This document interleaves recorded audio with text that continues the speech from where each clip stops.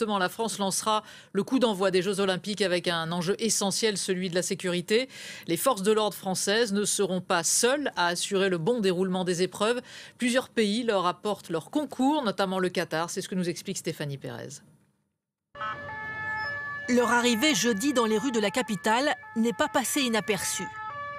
Des policiers du Qatar et leur cortège de blindés. Ils sont parmi les premiers renforts étrangers à prendre leur quartier pour les JO. Parmi leurs missions, le renforcement des équipes cynophiles, avec leurs chiens dressés pour rechercher des explosifs.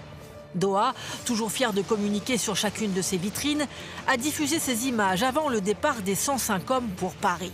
La France avait participé à la sécurisation de la Coupe du Monde au Qatar il y a 2 ans maintenant. Elle avait participé aussi en 2006 à la sécurisation des Jeux asiatiques. Donc il n'y a rien de très surprenant. Simplement, le Qatar, non seulement il fait, mais souvent il aime faire savoir. Le Qatar est l'un des 40 pays qui envoient des renforts à Paris à la demande de la France. 1750 policiers étrangers au total.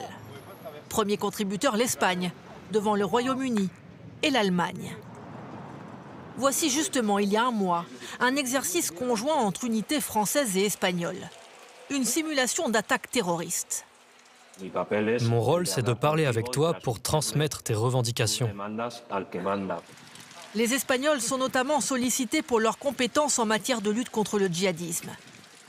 Paris a dressé la liste de ses besoins pour la sécurité des 15 millions de visiteurs attendus. Des maisons cavaliers, des spécialistes de la lutte anti-drone, des unités cynophiles, des policiers étrangers spécialisés dans la remontée du renseignement. Comme lors de la Coupe du Monde de rugby l'année dernière, les policiers étrangers travailleront en binôme avec leurs 35 000 homologues français, sur une quarantaine de sites et dans les gares et aéroports.